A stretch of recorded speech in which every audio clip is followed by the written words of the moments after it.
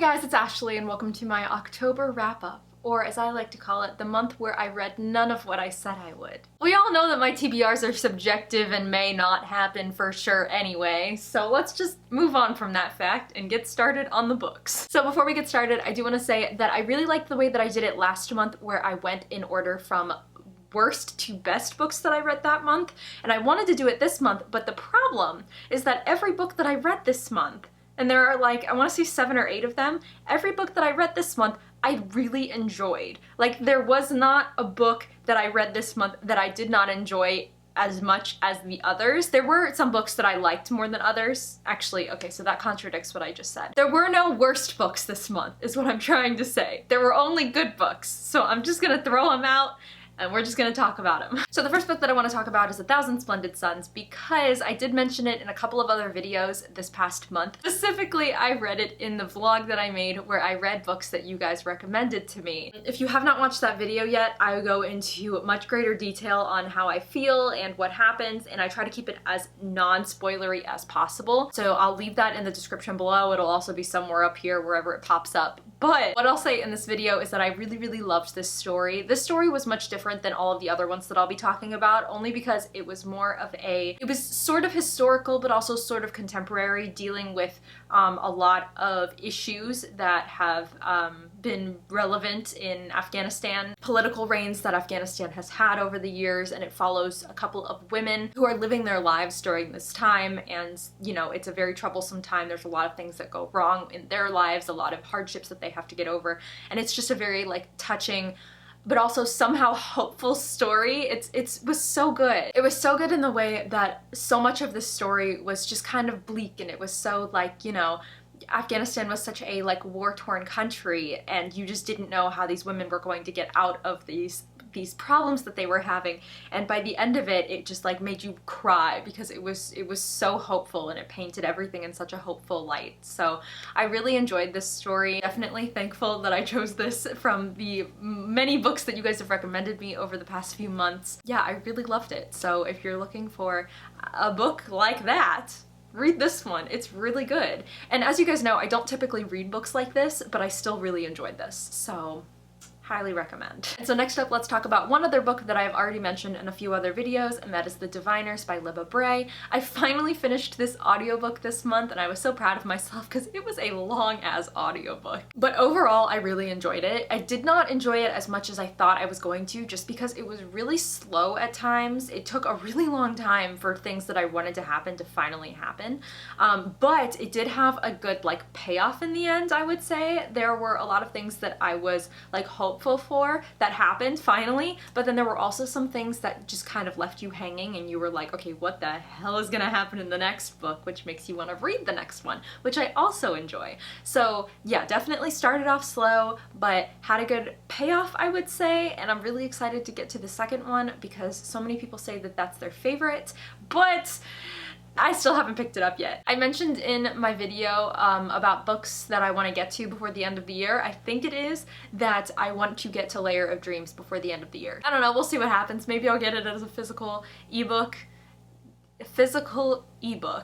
Okay. Or I'll get it as an audiobook. I don't know what's gonna happen, but I'm really excited to read it, and I really enjoyed this one. If you're still in that like spooky book mood, this one is definitely a good one because it's not like super Halloween-y, super spooky, but it does have some of those qualities to it. So if you're still kind of like edging toward that sort of story in November and you haven't picked these ones up yet, these are good. These are good. Next up that I read this month was Legendborn by Tracy Deonn, which again I also mentioned in another video. I should really stop talking about these books in other videos before I mention them in my wrap-up, but here we are, you're getting to listen to it twice. This book was so much better than I was expecting it to be. It was just such a wild ride. It had all of the things that I love in a sort of urban fantasy story. As I talked about in that video that I featured this in, the love triangle in this, that was kind of just like, you know, slow burning at first, and then by the end you were like, oh yes, oh yes, this is a love triangle. So good. I absolutely loved it. And I love Bree as the main character. She is just so strong-willed. She is badass, right? But she's more just like very, very like knows what she wants, and she will do whatever it takes to get there. And it was such a wonderful perspective to read from. I absolutely love her, and especially her journey as she comes to terms with the grief of the loss of her mother, and she's also navigating this crazy, weird, like King Arthur fantastical world that is happening on this college campus. So many things are happening to this girl, and she is just taking them all in stride. So I absolutely loved this story. I've already recommended that you guys read it if you're looking for a book for fall, and I am going to do it again. You should read this if you're looking for a book for fall. Long story short, as I already mentioned, it's about this girl named Bree. Her mother dies. She goes to a early like high school program at UNC Chapel Hill, finds out the descendants of King Arthur live there and are preparing for this war in the secret society that they live in, and also finds out that her mother's death has something to do with the secret society, so she infiltrates it to try to figure out what the heck is happening. It's so good. Like, a great urban fantasy with the black girl lead is just, I love everything about it. So I will mention the last 3 books in the Trials of Apollo series next. We have The Burning Maze, The Tyrant's Tomb, and The Tower of Nero.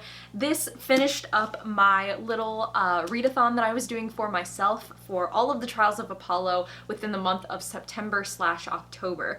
And it just so happened that I finished all 3 of these this month, even though I had only planned to finish like one of them in October. I was running a little behind on my readathon, okay? But I still got around to them. I do have a full reading vlog up for all of these books, all 5 of them. If you want to watch that, it will be in the description and also up here somewhere. I'm just gonna keep mentioning videos that I've made because, as I already said, I've talked about all of these books in other videos already because I'm stupid. So I'm just gonna leave links to them everywhere. If you haven't watched that vlog, or you just haven't read these books so you don't want to be spoiled for anything, first of all, there are spoiler warnings in that vlog, but secondly, I will give you a little rundown.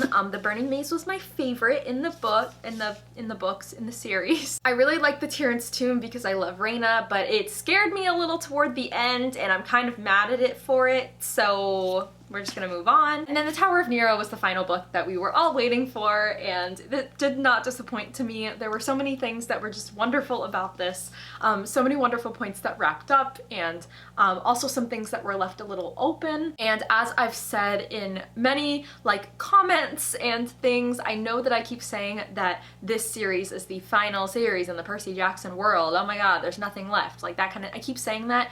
Rick Riordan has put out that he might be working on a couple of standalones in this world, possibly featuring Nico and Will, possibly featuring other things that were left untouched and unopened and hanging and whatever you want to call it. So there is a possibility that there are standalones. He has just said that this is probably the final series that he will write in this world. I don't know. I don't follow and hang off of his every word, so if I get something wrong, I apologize. But yeah, just wanted to clear that up. I know that he's talked about writing other standalones.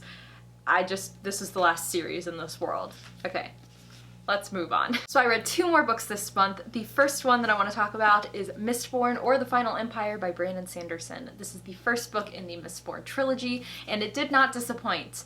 Again, I talked about this book in another video, but if you did not watch that or you want to hear more thoughts about it, I will say that I thoroughly enjoyed it, and I knew that I would because it's a high fantasy, and I know that so many people adore Brandon Sanderson's work, so I knew that I would be no different because I like high fantasy, and I'm sure that I would adore Brandon Sanderson's work. I feel like everybody and their mother has already read this series and moved on to bigger and brighter things, but if you're like me and you still haven't gotten through it yet, this story is about Vin, who is a street urchin / works with like this criminal thug sort of group kind of thing, and she has like these powers but doesn't know that they're powers yet. She doesn't know really what they do or anything. She just knows that she can do some things, and like that's cool. But basically she kind of gets adopted into this other like criminal group that plans to pretty much overthrow the government. She starts coming into her like powers and her abilities that she has. She learns about all of the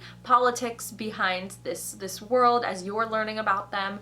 She gets kind of wrapped up in some of the like high nobility stuff. She experiences some stuff that nobody really wants to go through ever. Like I said, it's a wild ride, and it is a great fantasy with an awesome magic system, and it's just like it feels similar to every other fantasy, but it's also so unique in some of the things that he adds into this world. So highly recommend if you haven't read this series yet and you enjoy high fantasy, like get on it, because it took me long enough to get on it and now I regret waiting so long, but I'm really excited to get to the other 2 stories. So there's that. So I lied. I actually had 3 books left and now I have 2 books left. So the next book that I read was The Invisible Life of Addie LaRue by V.E. Schwab, which again, I already talked about it in another video, but we're going to make a mention of it here too. So if you watched that other video, I think it was my fall recommendations video that I just put up last week, you will know that I get very tongue-tied when I talk about this book because it's so hard to explain and describe how it made me feel. I follow V.E. Schwab on Instagram, as you all should. She's a wonderful human being and gives lots of advice for soon-to-be hopeful writers and things like that. So definitely check her out on Instagram if you don't already, and if you don't,